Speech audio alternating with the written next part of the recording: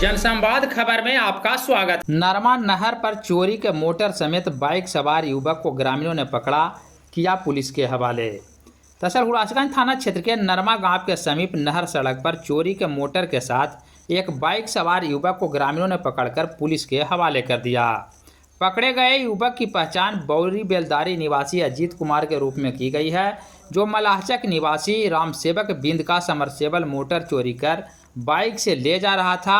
हालांकि ग्रामीणों को देख दो और युवक भागने में कामयाब रहा, जिसकी पहचान कर ली गई है। तत्काल कथित चोर युवक को ग्रामीणों ने पुलिस के हवाले कर दिया है, जहां आगे की प्रक्रिया जारी है। चुप रहो नहीं यार, बोलिए। घर कहाँ हुआ बाबू? तेज बोलना। बेलदारी पर। पापा के नाम? बरनबीन। और वो सब जो तुम्हारा दोनों साथ था उसका क्या नाम है? गोलू नाम है, सतीश। गोलू और सतीश। वो सब कितना दिन से मोटर चोरी कर रहा है? 5-6 महीना पहले।